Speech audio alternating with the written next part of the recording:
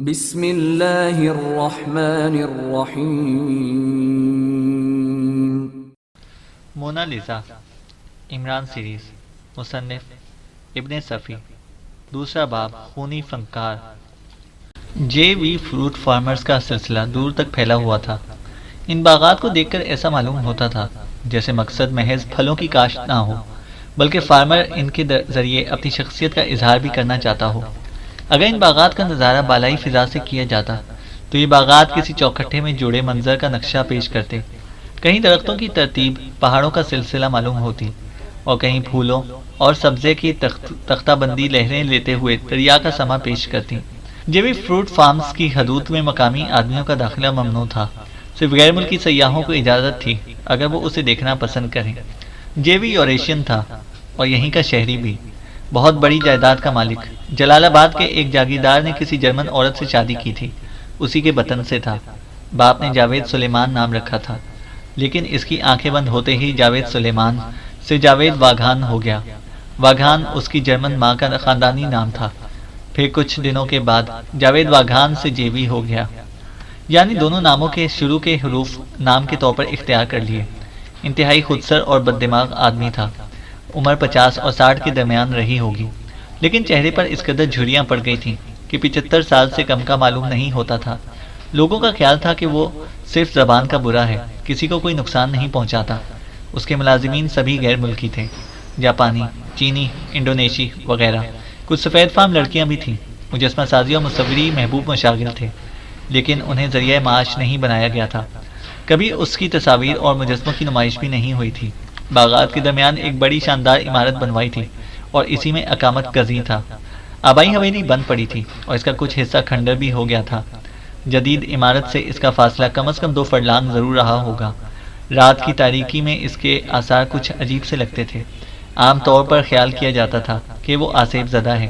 کبھی کبھی گرد و نواح کے لوگ اس کی دیواروں پر متحرک سی روشنیاں بھی دیکھتے، اور اس وقت کھنڈرات والے حصے کے بعض گوشے روشن نظر آ رہے تھے، اور یہ روشنی ایک جانب سے رینگتی ہوئی دوسری طرف بڑھ رہی تھی۔ لیکن یہ کسی آسیب کا سایہ نہیں تھا، بلکہ ایک گاڑی اس سمت میں بڑھی چلی آ رہی تھی جس کی ہیڈ لائٹس کی شعائیں کھنڈر پر رینگ رہی تھی۔ رات کا پچھلا پہر تھا۔ گاڑی پرانی حویلی کے قریب سے گزرتی ہوئی جدید عمارت کی طرف بڑھتی چلی گئی اور پھاٹک سے گزر کر پورچ میں جا کر رکی۔ گاڑی سے مونالیزا کی ہم شکل اتری اور پورچ سے گزر کر صدر دروازہ پیٹنے لگی، گویا اسے یقین تھا کہ رات کے آخری حصے میں بھی کوئی نہ کوئی دروازہ کھولنے کے لیے جاگ رہا ہوگا۔ واقعی دروازہ کھلنے میں دیر نہ لگی، اور دروازہ کھولنے والا خود جیوی تھا۔ دروازہ کھول کر وہ پیچھے ہٹ گیا۔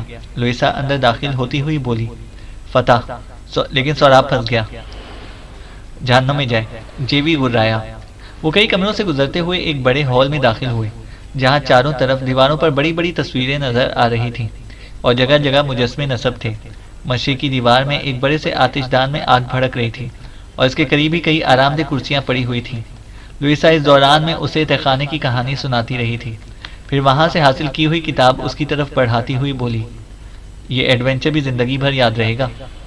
جیوی نے اس کے ہاتھ سے کتاب لے کر آتش دان میں ڈال دی۔ ارے، وہ بکھلا کر آتش دان کی طرف جھپٹی۔ ٹھہرو، جیوی گرایا، یعنی کہ یہ وہ۔ لوئیسا کی آنکھیں حیرت سے پھٹی ہوئی تھیں اور وہ شعلوں میں گھری ہوئی کتاب کو دیکھے جا رہی تھی۔ پھر جیوی کی طرف مڑ کر بولی، یہ تم نے کیا کیا؟ غیر ضروری باتیں نہیں، جیوی نے کہا۔ پھر بھی اتنی تگودو کے بعد حاصل ہونے والی چیز اس طرح کیوں ضائع کر دی گئی؟ لوئیسا نے پوچھا۔ تم اس کتاب کے بارے میں کیا جانتی ہو؟ وہ اسی طرح گھورتا ہوا بولا۔ کچھ بھی نہیں، لوئیسا نے کہا۔ تب پھر خاموش رہو، جیوی بولا۔ وہ ہونٹ سا کوڑ کر رہ گئی، پھر اپنے چہرے کی طرف اشارہ کر کے بولی، مجھے اب اس سے نجات دلاؤ۔ بیٹھ جاؤ۔ اس نے ایک کرسی کی طرف اشارہ کیا اور اس کے بیٹھ جانے کے بعد بولا، اب مجھے اس شخص کے بارے میں بتاؤ جو تہخانے میں اچانک نمودار ہوا تھا۔ جیوی نے کہا۔ اوہ، وہ تو بھوت معلوم ہوتا تھا، لوئیسا نے کہا۔ افسانوی انداز میں نہیں، وہ ہاتھ اٹھا کر بولا، سیدھے سادے الفاظ میں بیان کرو۔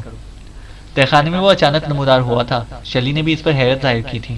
اس سے پوچھا تھا کہ وہ کس طرح داخل ہوا تھا تہخانے میں۔ اس پر اس نے بتایا کہ اس راستے سے داخل ہوا ہے جس کا علم شلی کے دادا کے علاوہ اور کسی کو نہیں، لیکن وہ اس راستے کو بھی دریافت کر لینے میں کامیاب ہو گیا ہے۔ لوئیسا نے کہا۔ اوہ، جیوی مستربانہ انداز میں بڑبڑایا، تب تو وہ میرے لیے بہت اہم آدمی ہے، جیوی نے کہا۔ میں نے اسے بھوت اس لیے کہا تھا کہ سہراب نے بہت تھوڑے فاصلے پر سے 6 فائر کیے لیکن اس کا بال بھی بیکا نہ ہوا۔ میں نے ایسا پھرتیلا آدمی پہلے کبھی نہیں دیکھا، لوئیسا نے کہا۔ مجھے بھی حیرت ہی ظاہر کرنی چاہیے کیونکہ سہراب ایک اچھا نشانہ باز ہے، جیوی بولا۔ ساجد جمالی بھی اسی کے قبضے میں ہے، اس نے اس کا نام بھی لیا تھا، لوئیسا نے بتایا۔ جیوی نے لاپرواہی سے شانوں کو جنبش دی اور دوسری طرف دیکھنے لگا۔ تھوڑی دیر بعد لوئیسا بولی، میں نے کہا تھا اس مصیبت سے نجات دلاؤ۔ تم نے سہراب کو اپنا کیا نام بتایا تھا؟ اس نے سوال کیا۔ لوئیسا، یہ بہت اچھا کیا کہ اپنا اصل نام نہیں بتایا، جیوی نے کہا۔ کیا میں خود ہی اس ماسک کو اتار پھینکوں؟ لوئیسا جھنجھلا کر بولی۔ ٹھہرو، جلدی نہ کرو، میرے ساتھ آؤ، وہ دروازے کی طرف مڑتا ہوا بولا۔ لوئیسا اٹھ کر اس کے پیچھے چل پڑی۔ کئی راہداریوں سے گزرتا ہوا ایک چھوٹے سے کمرے میں داخل ہوا جس کی ساخت بتا رہی تھی کہ ساؤنڈ پروف ہے۔ لوئیسا کے اندر داخل ہو جانے کے بعد اس نے دروازہ بند کر کے بولٹ کر دیا۔ تم وہاں تہ خانے میں اپنی انگلیوں کے نشانات چھوڑا ہی ہوگی، اس نے لوئیسا سے کہا۔ پتہ نہیں، ہو سکتا ہے، وہ لاپرواہی سے بولی، پھر اسے گھورتے ہوئے تیز لہجے میں کہا۔ تم میرے چہرے سے ماسک کیوں نہیں اتارتے؟ بڑی تکلیف محسوس کر رہی ہوں، شاید پورا چہرہ ننھی منی پھنسیوں سے ڈھک گیا ہے، لوئیسا نے کہا۔ قریب آؤ، وہ بھرائی ہوئی آواز میں بولا۔ جیسے ہی وہ قریب پہنچی اسے اس کے بازو میں ایک زور سی چٹکی لی اور وہ بلبلا کر رہ گئی۔ یہ کیا کر رہے ہو؟ وہ زور سے چیخی، لیکن دوسرے ہی لمحے میں اس کا زور کا ہاتھ اس کے منہ پر پڑا کہ دیوار سے جا کر ٹکرائی۔ سنبھلنے نہیں پائی تھی کہ جیوی نے پھر اسے جا لیا اور اس بار بڑی بے دردی سے اس کی گردن تھام کر سر دیوار سے لڑا دیا۔ وہ کسی خوفزدہ ننھی سی بچی کی طرح چیخنے لگی۔ جیوی اسے دونوں ہاتھوں سے پیٹے جا رہا تھا۔ سہراب کی اکڑ بدستور قائم تھی۔ عمران کو دیکھتے ہی اس کے منہ سے مغلظات کا طوفان امٹ پڑا۔ اس وقت بھی یہی ہوا۔ جیسے ہی عمران نے اس کے کمرے میں قدم رکھا وہ چیخنے لگا، تم میرے خلاف کچھ بھی ثابت نہ کر سکو گے، عدالت میں دھجیاں بکھیر دوں گا، سہراب نے کہا۔ اگر عدالت تک پہنچ سکے، عمران نے سنجیدگی سے کہا۔ کیا مطلب؟ کوئی نہیں جانتا کہ تم کہاں غائب ہو گئے ہو، عمران نے کہا۔ اچھا تو پھر؟ سہراب بولا۔ مار کر یہیں کہیں دفن کر دوں گا، عمران نے پرسکون سے لہجے میں کہا۔ تم ایسا نہیں کر سکتے، وہ زور سے چیخا۔ مجھے کون روکے گا؟ سہراب خاموشی سے اسے گھورتا رہا، پھر آہستہ سے پوچھا، تم آخر چاہتے کیا ہو؟ سچی بات، عمران نے کہا۔ سچی بات تم اسی کی زبانی سن چکے ہو، سہراب بولا۔ وہ بکواس تھی۔ جس شخص کا حوالہ لوئیسا نے دیا تھا وہ اس کا باپ ہرگز نہیں ہو سکتا، کیونکہ اس نے سرے سے شادی ہی نہیں کی، لاولد ہے اور اسے کتابوں میں کوئی دلچسپی نہیں، صرف ایک بڑا صنعت کار ہے، عمران نے کہا۔ اس نے مجھے یہی بتایا تھا، اس کے علاوہ اور کچھ نہیں جانتا، سہراب بولا۔ کس کے توسط سے وہ تم تک پہنچی تھی؟ عمران نے پوچھا۔ خود ہی ملی تھی، کسی کے توسط سے نہیں آئی تھی، سہراب نے بتایا۔ تصاویر کس نے بنائی تھی؟ تم تو ایک سیدھا خط بھی نہیں کھینچ سکتے، عمران نے کہا۔ تصاویر بھی خود اسی نے فراہم کی تھی، دراصل وہ نواب صاحب کی کوٹھی کی تلاشی لینا چاہتی تھی، اس سے زیادہ میں نہیں جانتا، سہراب نے کہا۔ تو گویا کتاب کا محض بہانہ تھا، عمران نے کہا۔ ہرگز نہیں، کتابی کے سلسلے میں تو تلاشی لینا چاہتی تھی، سہراب نے کہا۔ اور تم پورے یقین کے ساتھ کہہ سکتے ہو کہ اب اس کا پتہ نہیں بتا سکتے، عمران نے پوچھا۔ فرانس کا پتہ بتا سکتا ہوں، یہاں کہاں مقیم تھی یہ اس نے میرے اصرار کے باوجود بھی نہیں بتایا۔ میرے اس بیان میں 1% بھی جھوٹ نہیں ہے مسٹر عمران، سہراب نے کہا۔ میرا خیال ہے کہ تم سچ کہہ رہے ہو، البتہ ایک بات سمجھ میں نہیں آتی کہ یہاں تو اس سلسلے میں یہ ڈرامہ کیا گیا، یعنی مونالیزا کی نواسی مہمان کی حیثیت سے نواب وارث علی خان کی کوٹھی میں داخل ہوئی، لیکن دارالحکومت میں مسٹر مسعود وارث کے بنگلے کی تلاشی لینے والا چوروں کی طرح داخل ہوتا رہا، عمران نے کہا۔ میں اس بارے میں کچھ بھی نہیں جانتا، سہراب نے کہا۔ کیا مطلب؟ مجھے اس واقعے کا قطعی علم نہیں، سہراب بولا۔ اب تم اڑنے کی کوشش کر رہے ہو، عمران نے کہا۔ مسٹر عمران، لوئیسا کے معاملے میں اعتراف کر لینے کے بعد میں دوسرے معاملے کی ذمہ داری قبول کرنے سے کیوں گھبرانے لگا؟ یہ بھی معقول دلیل ہے، لیکن یہ بھی اٹل حقیقت ہے کہ میں اسی شخص کا تعاقب کرتا ہوا تم تک پہنچا تھا، عمران نے کہا۔ کون تھا؟ یہ تو میں نہیں جانتا، لیکن کیا یہ میرے لیے کافی نہیں تھا کہ وہ دارالحکومت سے سیدھا تمہارے پاس آیا تھا، عمران نے کہا۔ خدا کی پناہ، میرے فرشتوں کو بھی علم نہیں، حلیہ بیان کرو اس کا، شاید اسی سے اندازہ لگا سکوں، سہراب نے کہا۔ کوئی خاص بات نہیں تھی اس میں، ایک عام سا آدمی تھا، لیکن وہ قریباً 1 گھنٹے تک تمہارے پاس بیٹھا رہا تھا، عمران نے کہا۔ کہاں بیٹھا تھا؟ سہراب نے پوچھا۔ آرٹ گیلری میں۔ کس دن کی بات ہے؟ غالباً پچھلے اتوار کی بات۔ ہاں ٹھیک ہے، اتوار ہی کا دن تھا، عمران نے کہا۔ وقت؟ سہراب نے سوال کیا۔ سپہر، غالباً 3 بجے کی بات ہے، عمران نے کچھ سوچتے ہوئے کہا۔ ٹھہرو، شاید تمہیں یاد آ جائے، اسے تمہاری میز پر پانی کا گلاس گرا دیا تھا، کچھ کاغذات بھیگ گئے تھے۔ عمران بولا۔ خداوند، سہراب بوکھلا کر اٹھ گیا۔ کیوں؟ یاد آ گیا نا؟ عمران اس کی آنکھوں کا میں دیکھتا ہوا بولا۔ یاد تو آ گیا، لیکن وہ میرے لیے قطعی اجنبی تھا۔ تصاویر کا گاہک بن کے آیا تھا اور مجھے باور کرانے کی کوشش کر رہا تھا کہ تصاویر کی انتہائی قیمت جو کچھ بھی لگے اس کی دوگنی قیمت وہ ادا کر دے گا، لہذا انتہائی قیمت لگانے والے سے سودا نہ کیا جائے، سہراب نے کہا۔ عمران کے ہونٹ سیٹی بجانے کے سے انداز میں سکڑ گئے۔ اب میں سمجھا، سہراب سر ہلا کر بولا۔ یہ میرے خلاف کوئی گہری سازش تھی؟ خوب۔ عمران اس کی آنکھوں میں دیکھتا ہوا مسکرایا۔ کوئی یقین نہ کرے گا، لیکن یہ حقیقت ہے کہ میں اپنی کسی حریف کی سازش کا شکار ہوا ہوں، سہراب نے کہا۔ فوزیہ کے منگیتر کے قتل کا الزام بھی اپنے سر نہ لوگے، عمران نے کہا۔ قطعی نہیں مسٹر عمران، میں اتنا احمق نہیں ہوں کہ اسے آرٹ گیلری میں قتل کروا دیتا۔ مجھے اس کا اعتراف ہے کہ میں اسے پسند نہیں کرتا تھا، کیونکہ وہ میری ٹوہ میں رہنے لگا تھا، اور میں اس سے بھی انکار نہیں کروں گا کہ منشیات کے غیر قانونی کاروبار میں ملوث ہوں۔ یہ بھی تسلیم ہے کہ فوزیہ میری کارپرداز تھی، لیکن میں نے اس کے منگیتر کو قتل نہیں کرایا۔ آخر وہ کون تھا اور کس کا آدمی تھا جس نے تصاویر کو دوگنی قیمت پر خریدنے کا آفر دیا تھا، اور تم دور سے یہ سمجھتے رہے کہ وہ مجھے اپنی کارگزاری کی رپورٹ دے رہا ہے، سہراب کہتا چلا گیا۔ میں یہی سمجھا تھا، عمران نے پرتشویش لہجے میں کہا، لیکن تم تک پہنچ جانے کے بعد میں نے اسے نظر انداز کر دیا تھا اور اس کا تعاقب پھر نہیں کیا، عمران بولا۔ افسوس، وہ اپنے زانوں پر ہاتھ مار کر رہ گیا، پھر بڑبڑایا۔ میرا کوئی کاروباری حریف مجھے جہنم رسید کرا دینا چاہتا ہے، لیکن وہ تینوں تو تمہارے ہی بھیجے ہوئے تھے جنہوں نے مجھے ہوٹل کے کمرے میں گھیرا تھا، عمران نے کہا۔ میں اسے بھی انکار نہیں کروں گا کہ وہ میرے ہی آدمی تھے، لیکن مقصد قتل کرانا نہیں تھا، صرف تمہیں قابو میں کر کے اصلیت جاننا تھا۔ پھر میری معلومات کے مطابق تم ایک بلیک میلر اور بعض حالات میں پولیس انفارمر بھی ثابت ہوئے، سہراب نے کہا۔ ان سب باتوں کے باوجود بھی تمہارا لوئیسا کے چکر میں پڑنا میری سمجھ میں نہیں آیا، عمران نے پرتفکر لہجے میں کہا۔ تم نے خاصی دولت کمائی ہے، آخر لوئیسا نے تمہیں کتنی رقم کا لالچ دیا تھا؟ سوئٹزرلینڈ میں $50,000، سہراب نے کہا۔ یعنی 5 لاکھ روپے ایک حقیر سی کتاب کے لیے، عمران نے کہا۔ دراصل اس معاملے میں میری عقل خبت ہو گئی تھی، وہ بھرائی ہوئی آواز میں بولا، اور تھوڑی دیر تک سوچتے رہنے کے بعد عمران کو گھورتے ہوئے پوچھا، آخر تم نے اس شخص کو کیوں نظر انداز کر دیا تھا جبکہ وہی اس سلسلے میں اہم ترین آدمی تھا؟ سہراب نے کہا۔ میری دانش میں تم اہم ترین آدمی تھے، کیا بھول گئے کہ تم اس سے پہلے بھی ایک غیر ملکی سفارت خانے کے معاملات میں ملوث رہ چکے ہو؟ عمران نے کہا۔ یہ میرے مقدر کی خرابی ہے کہ بار بار دوسروں کی غلط فہمیوں کا شکار ہوتا رہا ہوں۔ اس سے معاملے میں بھی محض اعلی کار کی حیثیت رکھتا تھا، اور اس کا بھی علم نہیں تھا کہ اعلی کار بن گیا ہوں۔ سفارت خانے کی ایک لڑکی پسند آ گئی تھی، اس سے تعلق پیدا کیا اور اسی کے کہنے پر اپنے ایک ایسے دوست سے اس کا تعارف کرا دیا جو وزارت خارجہ کے ایک شعبے سے تعلق رکھتا تھا۔ بس اتنے ہی کا گناہ گار تھا میں، جو کچھ بھی کیا انہی دونوں نے مل کر کیا، میرے فرشتوں کو بھی علم نہیں تھا کہ وہ کیا کر رہے تھے، سہراب نے کہا۔ عمران سر ہلا کر بولا۔ بہرحال تم ہماری لسٹ پر آ گئے تھے، بظاہر معمولی پوچھ گچھ کے بعد تمہیں چھوڑ دیا گیا تھا، عمران نے کہا۔ تو گویا میرے خلاف سازش کرنے والا اچھی طرح جانتا تھا کہ مجھ تک پہنچ جانے کے بعد تم اس شخص کا پیچھا چھوڑ دو گے جس کا تعاقب کرتے ہوئے مجھ تک آؤ گے، سہراب نے کہا۔ عمران صرف شانے سکوڑ کر رہ گیا۔ میں بری طرح پھنس گیا ہوں، خدا مجھ پر رحم کرے۔ منشیات کے غیر قانونی کاروبار کی سزا بھگت سکتا ہوں، لیکن غیر ملکی ایجنٹوں کے اعلی کار کی حیثیت سے 1 منٹ کی سزا بھی میرے لیے موت کا پیغام ہوگی۔ اگر ایسا کوئی الزام آیا مجھ پر تو خودکشی کر لوں گا، سہراب نے کہا۔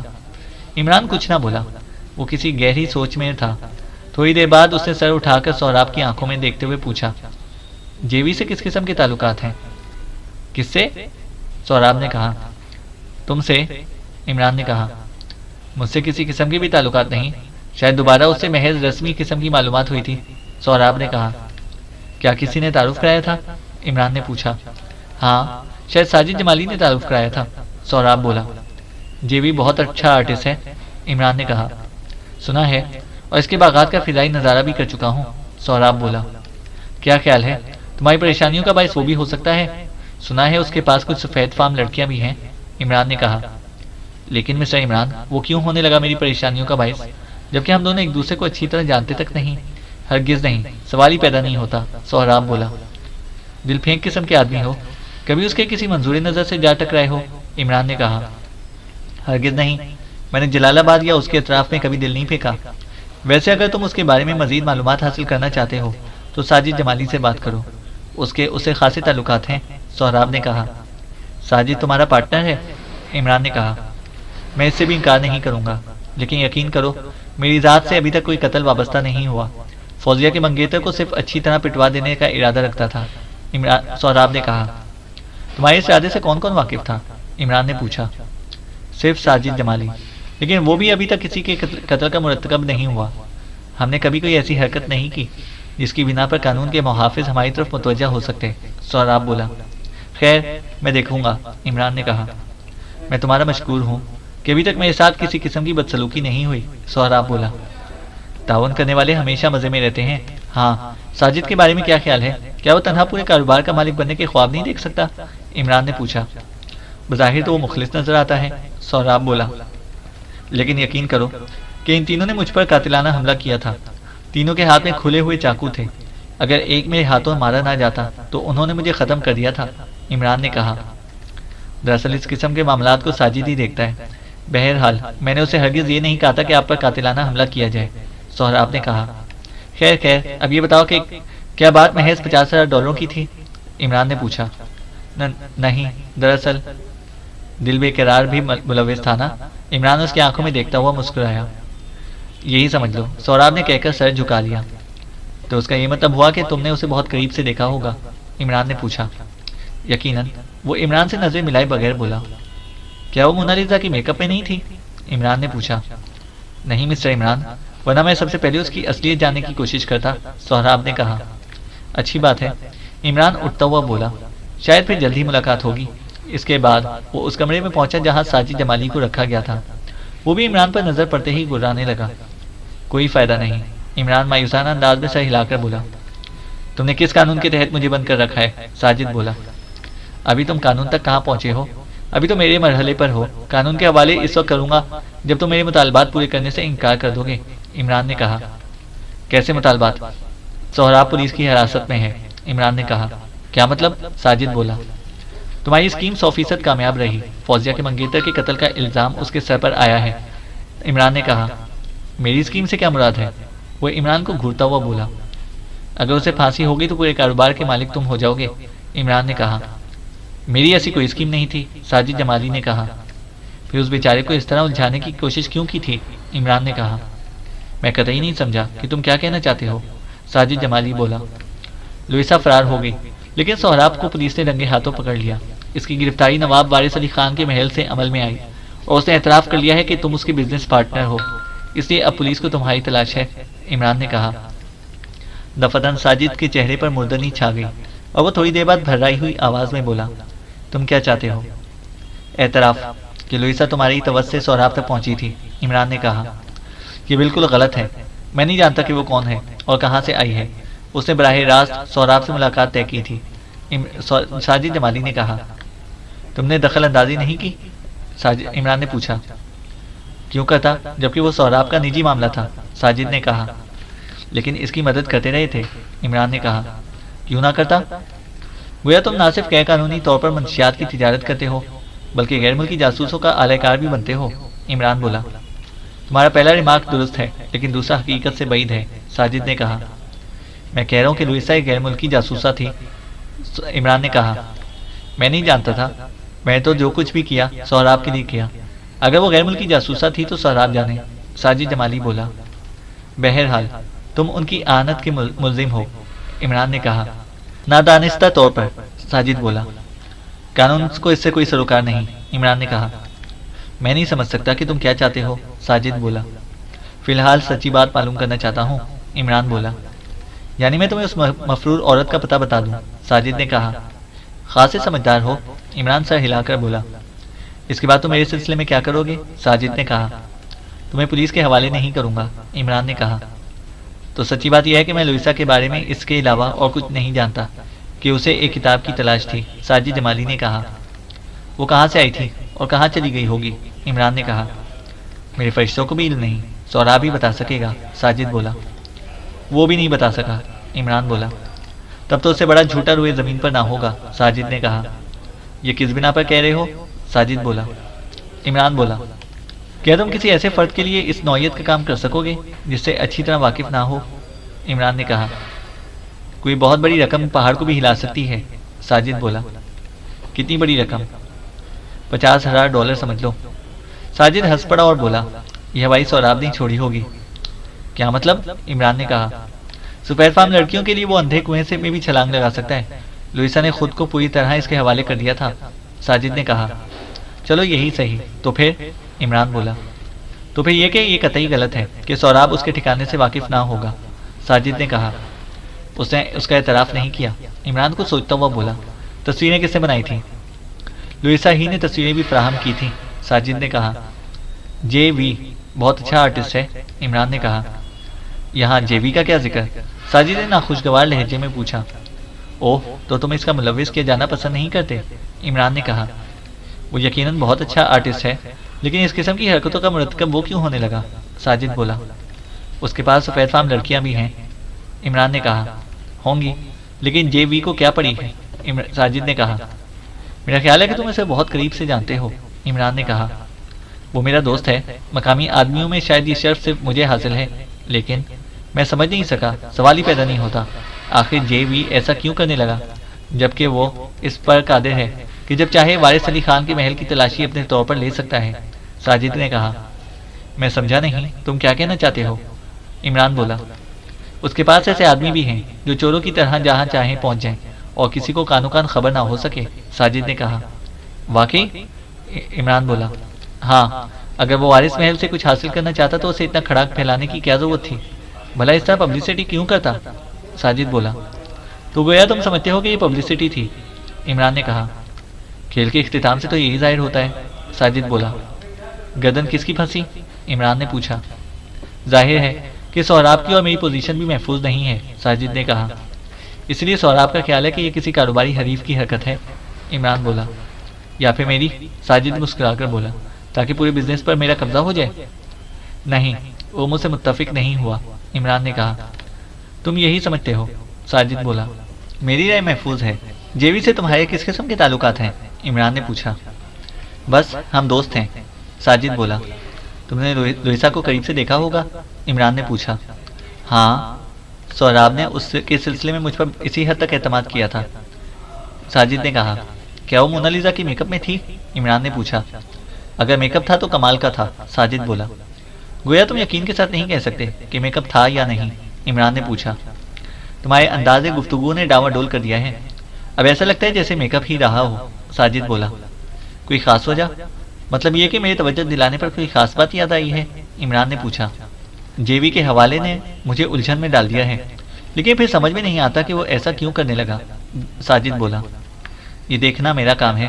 عمران بولا تم آخر ہو کون؟ سمجھ میں نہیں آتا کہ تم اپنا بزنس کر رہے ہو یا پولیس کے لیے کام کر رہے ہو۔ ساجد بولا پولیس کے لیے کام کر رہا ہوتا تو تم براہ راست پولیس کی تحویل میں ہوتے۔ سہراب بھی میرے قبضے میں ہے، عمران نے کہا۔ اور مسعود وارث کی لڑکی شلی کی کیا حیثیت ہے؟ ساجد نے کہا۔ وہ مجھے اپنا ایک ہمدرد سمجھتی ہے، عمران نے کہا۔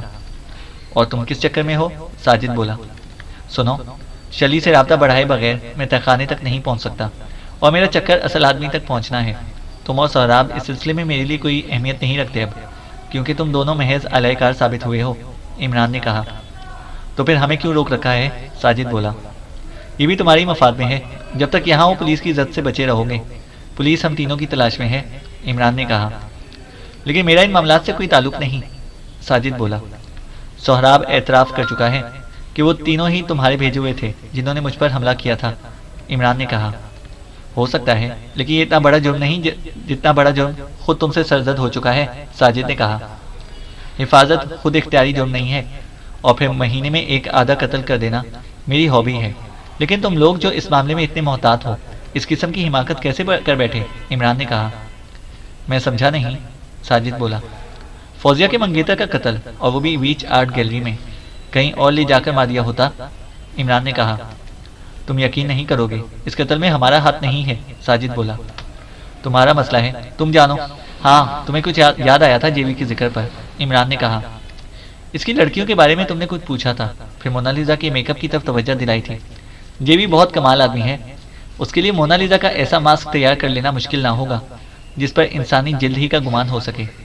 لوئیسا کی ایک غیر شعوری حرکت کی بنا پر میں سوچا کرتا تھا کہ یہی عادت میں نے اس سے قبل کس لڑکی میں دیکھی تھی، اور پھر جیسے ہی تم نے جے وی کا نام لیا مجھے وہ لڑکی یاد آ گئی۔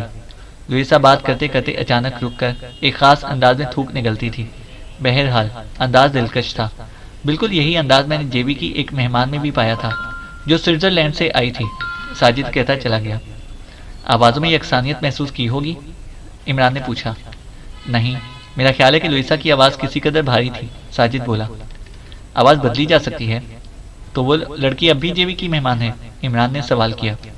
میں یقین کے ساتھ نہیں کہہ سکتا، ساجد بولا۔ نام کیا تھا؟ عمران نے پوچھا۔